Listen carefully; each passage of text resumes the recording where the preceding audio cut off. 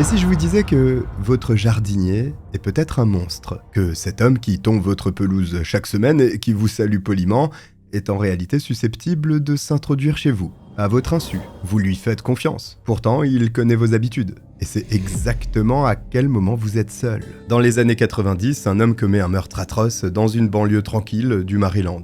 Et quand les enquêteurs creusent, ce n'est que pour découvrir qu'il a fait bien pire, à peine quelques années auparavant. Aujourd'hui, je vous emmène dans les méandres de l'esprit fragmenté d'un tueur dont les pratiques vont vous donner la nausée.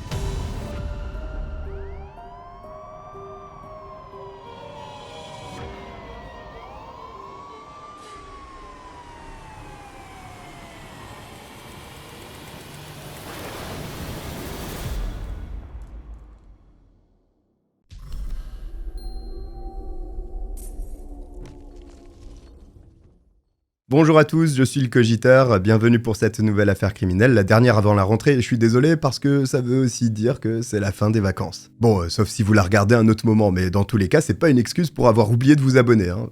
Merci à vous. Le dimanche 18 octobre 1992, la ville de Bethesda s'éveille sous un ciel automnal typique du Maryland. Cette banlieue cossue de Washington DC est réputée pour ses maisons victoriennes et ses jardins parfaitement entretenus. Ici, les crimes violents relèvent de l'exception. Et les familles vivent dans une quiétude que rien ne semble pouvoir troubler. C'est là que réside Laura Haustelling, une jeune femme de 23 ans brillante et ambitieuse, sortie diplômée de la prestigieuse National Cathedral School en 1987, mais également d'Harvard l'année précédente. Alors c'est clair qu'être allé à Harvard, c'est une sacrée performance. Mais faut pas vous sentir dévalorisé parce que si vous avez fait la fac en France, c'est que vous me regardez et que vous avez survécu au restaurant du Crous. Harvard, c'est de la rigolade à côté. Bon, quoi qu'il en soit, Laura représente tout ce que l'Amérique des années 90 peut offrir de meilleur à sa jeunesse éduquée. Depuis 6 semaines, elle travaille chez Holman Communications, une société spécialisée en relations publiques située à Washington DC. Laura est issue d'une famille aisée et respectée. Et c'est peu de le dire vu qu'elle est même liée à la famille Roosevelt par alliance. Frédéric, son père, souffrait d'une dépression et avait pour habitude de disparaître régulièrement, avant de finir par se donner la mort en 1986. Heureusement, Laura peut compter sur le soutien de sa mère, Penny, une psychothérapeute accomplie qui voyage fréquemment pour son travail. Ce week-end d'octobre, elle est d'ailleurs en déplacement professionnel pour plusieurs jours. Laura est donc seule dans leur grande maison située sur Dunsinane Road et vague tranquillement à ses occupations à l'intérieur. Ce qu'elle ignore, c'est que quelqu'un l'observe. Une personne qui connaît parfaitement ses habitudes est celle de sa mère. Un individu loin d'être doté des meilleures intentions à son égard. Comme souvent sur cette chaîne, c'est vrai, on va pas se mentir. Le 19 octobre, à 9h, Laura ne se présente pas au travail. Et la présidente de son agence s'inquiète rapidement, parce qu'elle est normalement très ponctuelle. 2 heures après, elle décide alors d'appeler sa fille, Hilary, qui était l'une de ses camarades de classe à la National Cathedral School. Cette dernière se rend chez les Haustelling, aux alentours de midi. Ce faisant, elle constate que la voiture de Laura est garée dans l'allée, et que le journal traîne sur la pelouse. Hilary sonne et frappe. Cependant, personne ne vient lui ouvrir. Elle fait le tour de la maison jusqu'à découvrir que la porte coulissante du jardin est ouverte, puis entre dans le logement. Mais à l'intérieur, tout est silencieux. Hilary traverse le salon, la salle à manger, et monte dans la chambre de Laura. Le lit n'est pas parfaitement fait comme d'habitude, mais la pièce semble en ordre. Peut-être Laura était-elle pressée. Normalement, c'est Penny qui la dépose à la station de métro Grosvenor, située à 1,5 km de leur maison. Mais en son absence, elle doit y aller à pied. Hilary quitte les lieux, sans en savoir plus, mais laisse quand même un message à Warren, le frère de son ami. L'homme ne l'écoute qu'en fin d'après-midi. Après quoi, il appelle Catherine, la meilleure amie de Laura, pour lui demander si elle sait où est sa sœur. Ce à quoi elle répond que non. Elle lui dit que la dernière fois qu'elles se sont parlé remonte à dimanche. Depuis, elle n'a plus eu de nouvelles de Laura. Inquiet, Warren décide de se rendre à la maison familiale avec son colocataire, mais il constate à son tour qu'il n'y a personne. Craignant qu'il soit arrivé quelque chose à Laura sur le chemin du métro, les deux hommes prennent leur lampe torche et partent à pied vers la station Grosvenor. Sur la route, ils voient un 4x4 Nissan blanc se diriger vers eux. Un véhicule que Warren reconnaît, parce qu'il appartient au jardinier embauché par sa mère en début d'année. Dans un premier temps, le conducteur ralentit et s'arrête. Mais au moment où Warren s'approche de la voiture, il redémarre et fait demi-tour pour s'en aller en trombe. Le frère de Laura trouve cette réaction vraiment étrange, parce qu'admettons que le jardinier ne l'ait pas reconnu dans l'obscurité, et qu'il ait pensé qu'il voulait lui voler son véhicule. Dans ce cas-là, on accélère pour tracer tout droit, on ne fait pas demi-tour. Après minuit, Warren ignore toujours où Laura se trouve, donc il décide d'appeler la police de Bethesda. Une équipe débarque sur place pour inspecter la maison des Housetelling, mais il ne trouve aucun indice. Il n'y a dans la chambre de Laura aucun signe de lutte, ni la moindre trace de sang. En l'absence totale de nouvelles de la jeune femme, des recherches s'engagent néanmoins dans toutes les zones boisées proches de la maison. Et le 23 octobre, des policiers accompagnés d'un chien renifleur font une découverte majeure. Ils trouvent une tête d'oreiller appartenant à Laura, abandonnée au pied d'un arbre. Quelque chose de très peu rassurant, parce qu'elle est couverte d'une substance qui ressemble fortement à du sang séché. Après ça, les enquêteurs ont la nette impression qu'ils ont probablement raté quelque chose dans la maison. Une unité scientifique est alors envoyée sur place pour y effectuer une inspection plus approfondie, notamment grâce à l'utilisation du luminol. Une fois le produit chimique appliqué et la lumière éteinte, le lit de Laura s'illumine à la manière d'une carte stellaire macabre. Une importante quantité de sang a donc été versée à cet endroit, avant d'avoir été méticuleusement nettoyé par la suite. Les enquêteurs comprennent à ce moment qu'il est probablement arrivé quelque chose de très grave à Laura. Ils pensent même qu'elle est déjà morte. Et à raison, parce que l'analyse chimique de toutes les traces de sang confirme qu'il s'agit bien du sien. Reste à savoir qui est le responsable de ce carnage, et où il a emmené le corps de Laura. Et c'est pas gagné, parce que les investigations n'avancent pas. À commencer par l'enquête de voisinage, qui ne donne rien. Sur Dunsinane Road, les maisons sont suffisamment espacées, et entourées de végétation pour qu'un crime puisse s'y dérouler sans qu'il n'y ait de témoins. Ça, c'est le revers de la médaille quand on veut pas que les commères regardent dans notre jardin. Donc, aucun résident n'a remarqué de véhicule suspect, et personne n'a signalé le moindre bruit anormal. Les enquêteurs ont la certitude que Laura a été victime d'un crime atroce. Ils en possèdent même des preuves ADN formelles.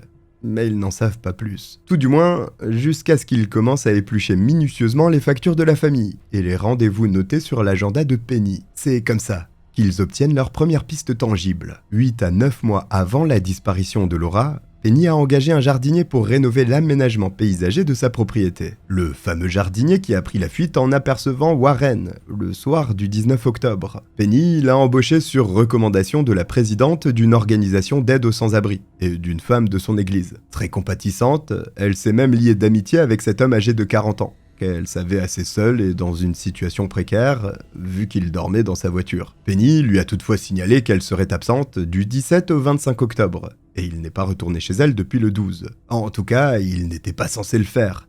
Mais est-ce réellement le cas? Parce qu'il a eu plusieurs fois un comportement vraiment étrange avant les faits. Penny l'a par exemple déjà vu rôder autour de la chambre de Laura, alors qu'il était censé travailler dehors. En juillet 1992, elle avait également remarqué la disparition de plusieurs outils de jardinage et de son collier de perles le plus précieux, un rang de 24 perles graduées. Penny n'a pas osé confronter le jardinier au sujet de son collier. Mais quand elle lui a fait une remarque concernant les outils, il s'est mis dans une colère noire, ce qui l'avait troublé. Les voisins se souviennent vaguement de cet homme, qu'ils décrivent comme grand, mince, et toujours vêtu de vêtements de travail usagés. Perplexes, les enquêteurs se demandent qui est vraiment cet individu. Et vous allez voir que s'il y a pas mal de choses à dire sur lui, la plupart sont loin d'être positives. L'homme que recherchent les policiers s'appelle Hayden Clark. Retour en 1952, plus précisément le 31 juillet, quand il voit le jour à Troy, dans l'état de New York. Dès sa naissance, ça commence mal pour lui. Parce que ses parents voulaient absolument une fille, et sont très déçus de constater qu'ils ont eu un autre garçon. Durant son enfance, Hayden a pas mal de soucis, physiques comme psychologiques. Il éprouve des difficultés à apprendre à parler, a des problèmes d'équilibre, et à 4 ans, on lui diagnostique une légère paralysie cérébrale, mais aussi des dommages cérébraux. Son père a un doctorat en chimie et change souvent d'emploi. Résultat, la famille déménage très régulièrement. Les parents de Hayden sont tous les deux alcooliques, et ils ne se gênent pas pour se battre devant leurs 4 enfants. Un peu de MMA à la maison, pourquoi pas, sauf que le délire des parents ne s'arrête pas là. Sa mère l'habille régulièrement avec des vêtements féminins, en plus de l'appeler Kristen quand elle est ivre. Bercé par l'instabilité, Hayden commence très tôt à manifester des comportements troublants, voire problématiques pour certains. Il développe une fascination pour les habits de filles, vole les bijoux de sa mère et de ses sœurs, et peut se montrer vraiment cruel quand il s'estime lésé. Victime de harcèlement durant toute son adolescence, Hayden se venge. en tuant les animaux de compagnie des familles dont les enfants le malmènent. En 1968, un voisin le trouve également dans sa chambre, vêtu de la chemise de nuit de sa femme, avant qu'il ne prenne la fuite. Malgré tout ça, Hayden réussit à avoir une solide formation. Diplômé du Culinary Institute of America en 1974, il devient chef cuisinier et travaille dans des restaurants, puis sur des bateaux de croisière, dans les Caraïbes et l'Atlantique. Il est compétent mais ne garde jamais un emploi plus de quelques mois. Sûrement parce que son instabilité psychologique crève le plafond. Preuve en est en mars 1982. Hayden se rend chez sa mère à Meriden, dans le Connecticut, et l'agresse physiquement. Elle l'accuse de coups et blessures, et pas uniquement parce qu'elle en a peur. Elle veut aussi que son fils reçoive une aide psychiatrique. Malheureusement, ça n'est pas le cas. Durant l'été suivant, Hayden s'engage dans la Navy, mais ça part assez vite en sucette.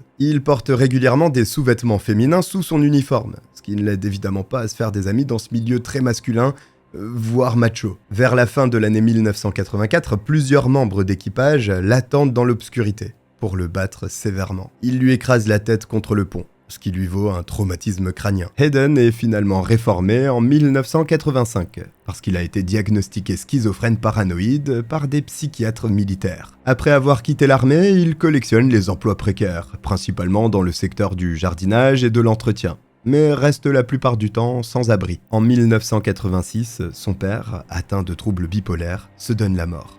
Un traumatisme de plus qui n'a pas dû stabiliser son état mental. Bien après la fin de son adolescence, Hayden a toujours l'esprit vengeur. Et plusieurs personnes apprennent à leurs dépens qu'il vaut mieux éviter de le contrarier. On peut citer un couple de propriétaires dont il a tué le chat, simplement parce qu'ils ont fait l'erreur de lui demander de quitter le logement qu'il lui louait au terme de son bail. Peu à peu, Hayden met un pied sûr dans la délinquance. Il est arrêté plusieurs fois pour vol, et même pour avoir vandalisé une propriété. Sa dernière arrestation date de 1989, quand un policier l'interpelle au cours d'une patrouille, après avoir repéré un étui à pistolet vide dans son véhicule. Hayden porte des vêtements féminins et a en sa possession des objets volés, plusieurs portefeuilles qui ne lui appartiennent visiblement pas. Toutes ces choses proviennent en réalité des vestiaires de 2 églises qu'il a cambriolées le matin même, et 5 semaines plus tôt, toujours déguisé en femme. Après avoir purgé 45 jours de prison, Hayden plaide coupable de vol, en septembre 1989, à la suite de quoi il est relâché et placé sous liberté surveillée pendant 3 ans. Sa période de probation s'est terminée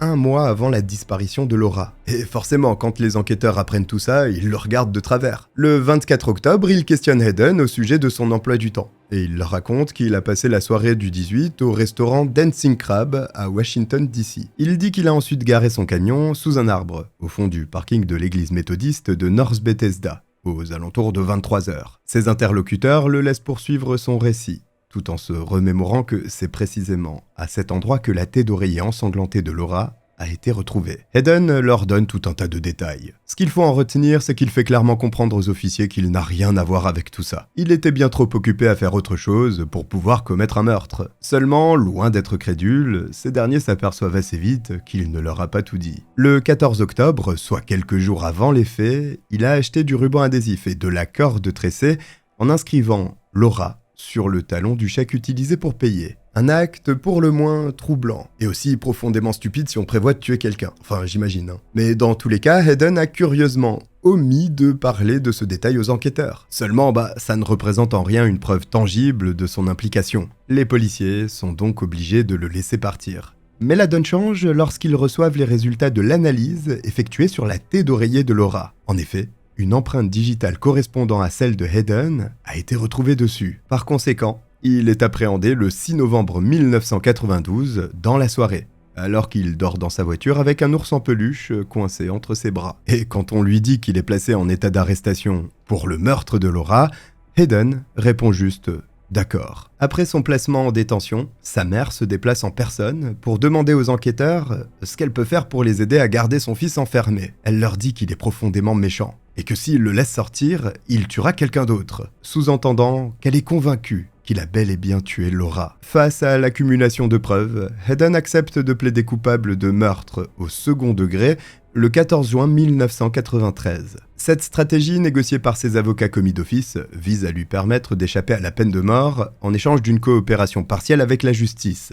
Hayden est alors officiellement condamné à 30 ans de prison pour le meurtre de Laura Housetelling. Une peine qui paraît dérisoire, notamment quand on connaît les détails du crime en question. Dans le cadre de son accord de plaidoyer, le meurtrier a en effet fini par dire comment il s'y était pris. Avec un détachement glacial, il a raconté que très tôt dans la matinée du 19 octobre, il est entré dans la maison de Penny par la porte arrière. Laura était seule dans sa chambre, profondément endormie, quand Hayden l'a tuée par suffocation sans qu'elle n'ait pu quitter son lit. Mais l'horreur ne s'est pas arrêtée là. Hayden a ensuite enroulé du ruban adhésif autour de la tête de Laura, puis il a coupé ses lobes d'oreilles avec une paire de ciseaux, pour éviter qu'elle puisse être identifiée via ses bijoux. Ses boucles d'oreilles ont d'ailleurs disparu. En découpant le ruban adhésif qu'il avait placé autour de sa tête, Hayden a accidentellement entaillé Laura au niveau de la mâchoire, du côté gauche. Certaines sources affirment que le meurtrier a poignardé sa victime, mais tout indique que c'est faux. En réalité, c'est probablement des mutilations barbares qu'Hayden a infligées au corps de Laura, et non du meurtre en lui-même, que provient le sang découvert grâce au luminol. Et si vous pensiez que c'était déjà tordu, attendez d'entendre la suite. Un peu plus tard,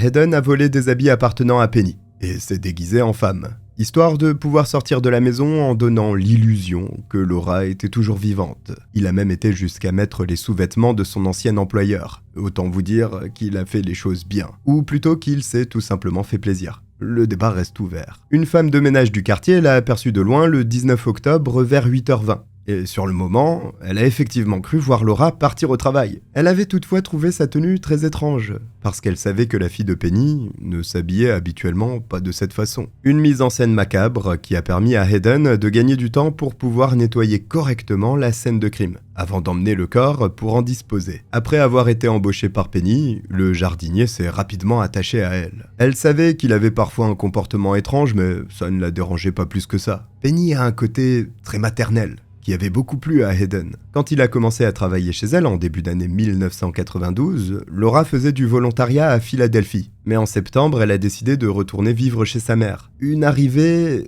qui a fortement contrarié Hayden, parce qu'il est devenu très jaloux de sa proximité avec Penny, qu'il avait eu pour lui tout seul pendant presque 9 mois. Un désamour totalement réciproque, parce que Laura se sentait mal à l'aise en sa présence. Il lui faisait même peur, et elle l'évitait comme la peste. Après les suspicions de vol, le point de tension culminant a été atteint en octobre, quand Penny a remarqué l'évidente détresse de sa fille. Pour y pallier, elle a décidé de congédier Hayden avant de partir en déplacement, et lui a dit que désormais, elle n'aurait plus besoin de ses services. Hayden a donc tué Laura par pure jalousie, uniquement parce qu'elle occupait la place qu'il aurait voulu avoir auprès de Penny. Et si vous pensiez que son cynisme ne pouvait pas aller encore plus loin, détrompez-vous. Quelques jours après la disparition de Laura, Hayden a eu l'audace d'envoyer une carte de condoléances à sa famille. Il avait écrit de sa main « Appelez-moi simplement quand vous serez prêt à refaire du jardinage. Et je peux aussi vous apporter des bagels le vendredi. » Oui, des bagels, parce qu'il travaille aussi à temps partiel dans une boulangerie. Et a pensé que c'était le moment idéal pour en faire la publicité. Une froideur qui dépasse l'entendement. Le 15 juin 1993, soit le lendemain de sa condamnation pour le meurtre de Laura, il révèle l'emplacement de son corps à ses avocats. Hayden l'a enterré sur un immense terrain boisé près de l'endroit où il garait son véhicule pour y dormir, à environ 200 mètres de la route, près de l'Interstate 270. L'après-midi même, la tombe peu profonde dans laquelle gît la jeune femme est mise au jour. Quand la nouvelle de la découverte des restes de Laura fait le tour des médias, un père de famille tique immédiatement, parce que le nom du coupable lui dit quelque chose. Il s'avère qu'Hayden a été considéré comme une personne d'intérêt dans le cadre de l'enquête concernant la disparition de sa fille de 6 ans. Qui s'est volatilisé en 1986. Et quand on sait de quoi il est capable, on est effectivement en droit de se questionner. N'a-t-il réellement tué qu'une seule personne ? Après le meurtre de Laura, les enquêteurs se penchent à nouveau sur l'affaire Michelle Dore, une fillette disparue dans des circonstances mystérieuses le 31 mai 1986 à Silver Spring, une ville située à un quart d'heure de route de Bethesda. Ses parents sont en cours de divorce et ce jour-là, elle est chez son père, Carl, où elle doit passer le week-end. Ce dernier a une maison à Silver Spring, et chaque moment qu'il peut passer avec sa fille unique est on ne peut plus précieux à ses yeux. La météo est particulièrement clémente pour un 31 mai. Il fait même très chaud. Carl décide alors d'installer une petite piscine gonflable dans son jardin. afin que Michel puisse se baigner pour se rafraîchir. Une fois ceci fait, il laisse sa fille s'amuser dans l'eau et rentre pour regarder une course automobile à la télévision. Mais quand après un moment, Carl ressort pour s'assurer que Michel n'a besoin de rien, il s'aperçoit qu'elle n'est plus dans le jardin. Au départ, il ne panique pas, parce qu'il se dit qu'elle est sûrement sortie dans le quartier pour jouer avec les enfants des voisins. Seulement, quand il en fait le tour, Carl réalise rapidement que ce n'est pas le cas. Il tape à toutes les portes et appelle Michel avec insistance.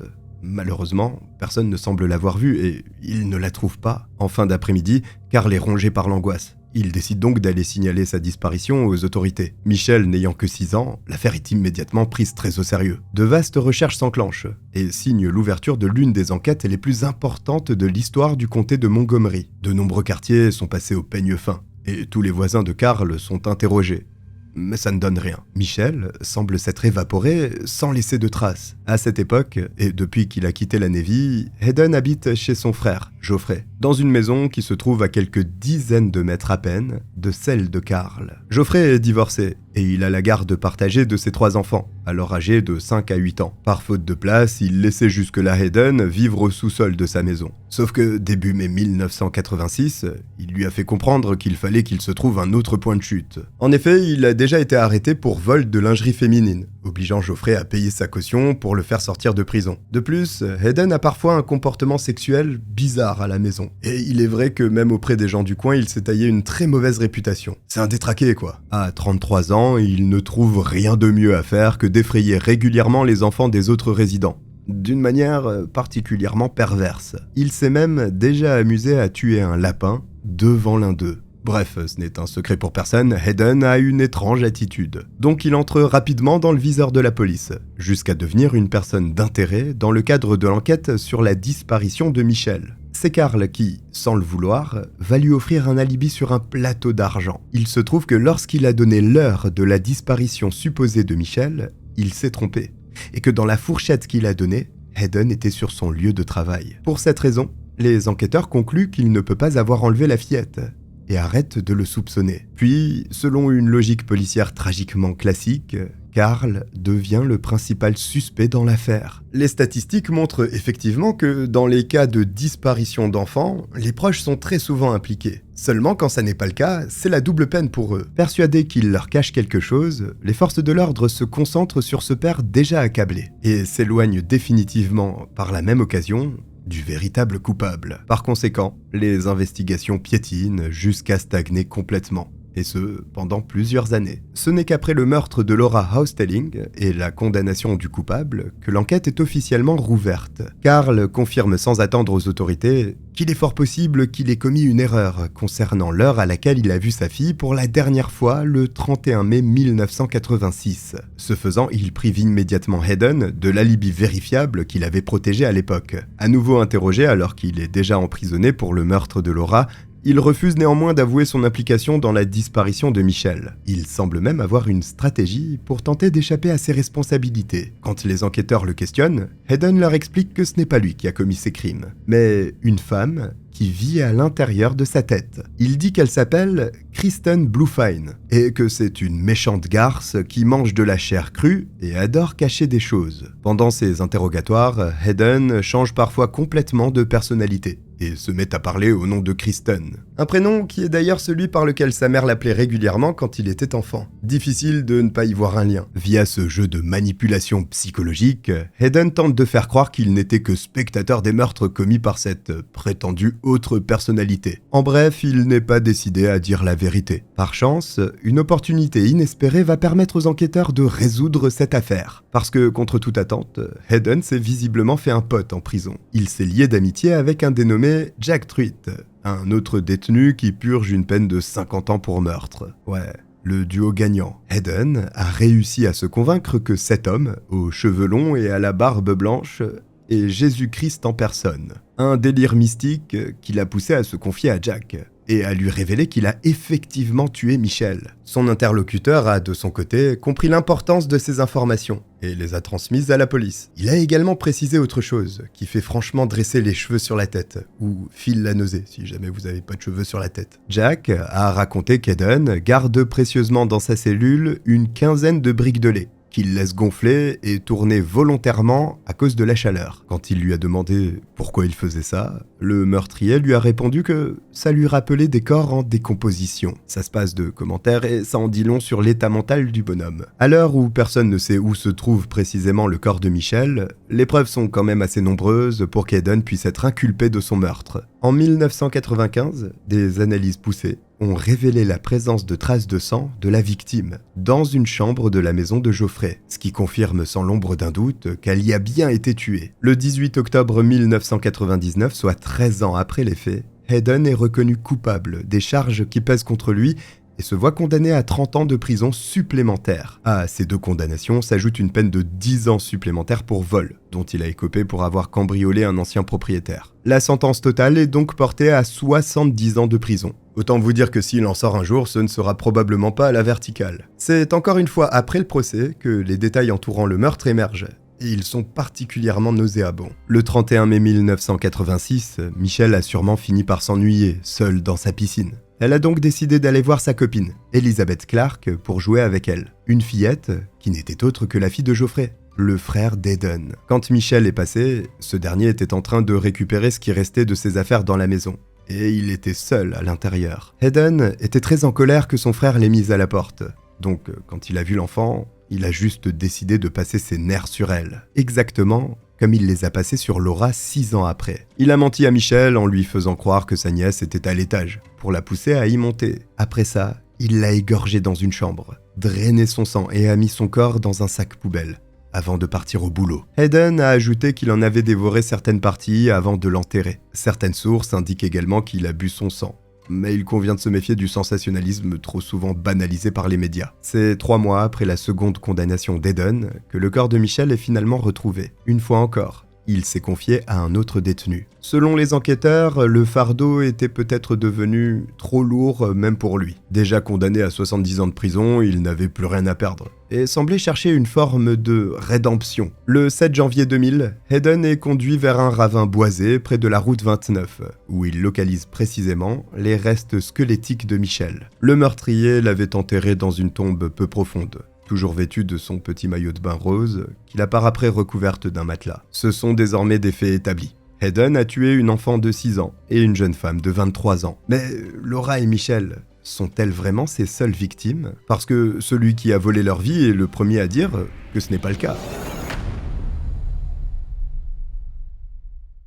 Après avoir mené les enquêteurs au corps de Michel, Hayden affirme qu'il a également commis des actes répréhensibles à Cape Cod, dans le Massachusetts. Une presqu'île sur laquelle son grand-père avait une maison, dans laquelle il passait régulièrement ses vacances quand il était jeune. Hayden est assez spécifique, vu qu'il parle au bas mot d'une douzaine de meurtres supplémentaires, d'inquiétantes déclarations qui attirent immédiatement l'attention du FBI. En avril 2000, une équipe d'agents fédéraux le conduit là-bas, et pas dans n'importe quelle circonstance. Hayden n'a accepté de coopérer qu'à condition qu'on le laisse porter une perruque et des sous-vêtements de femme. Oui, vous avez bien entendu. Hayden mérite à 100% le surnom de tueur travesti qui lui a été attribué par les médias. Sur place, les autorités ne trouvent aucun corps. En revanche, un seau rempli de bijoux enterrés dans une zone boisée à l'extrémité de la propriété de son grand-père est découvert. Des bijoux qui seraient des trophées qu'Hayden aurait dérobés à ses victimes. Enfin, c'est ce qu'il dit. Mais vu qu'il y a là plus de 200 pièces, parmi lesquelles plusieurs ont appartenu à Laura,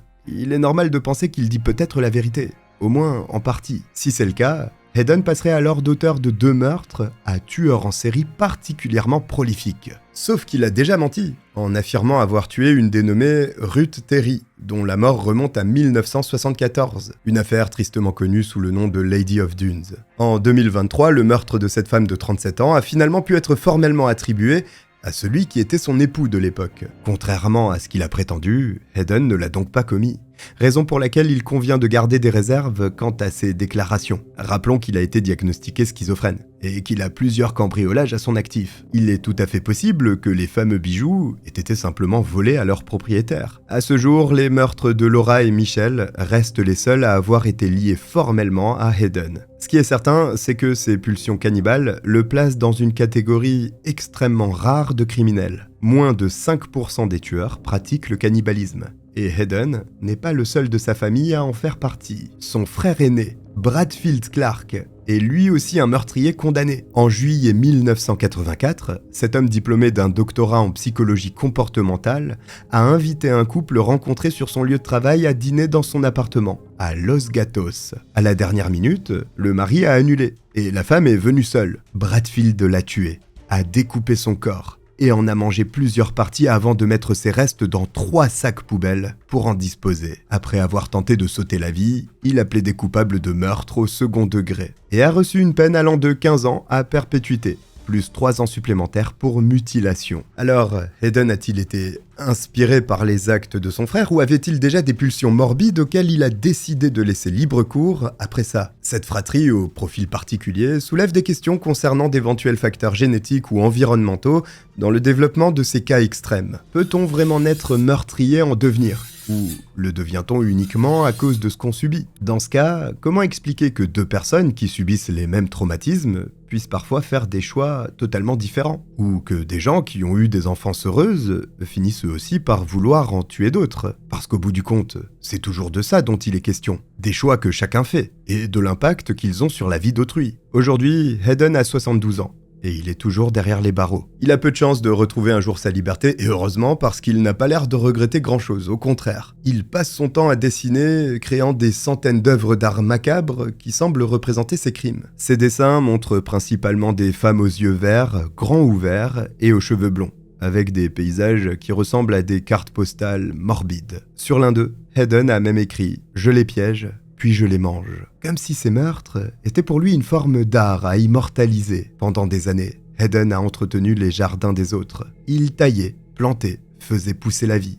Puis il rentrait chez lui et planifiait la mort. Cette double vie parfaitement orchestrée nous prouve qu'on peut être à la fois créateur et destructeur. Jardinier et fossoyeur. La frontière entre les deux est parfois plus ténue qu'on ne l'imagine, et c'est exactement ce qui rend Hayden Clark si terrifiant. Voici pour cette horrible affaire criminelle. Si vous êtes arrivé jusqu'au bout, écrivez jardin en commentaire. Merci d'être toujours présent sur les vidéos, ça me fait extrêmement plaisir. Si vous avez oublié de vous abonner, n'hésitez pas à le faire, c'est juste là, ça m'aide énormément. Je vous remercie de m'avoir regardé, je vous dis à très vite. Bye.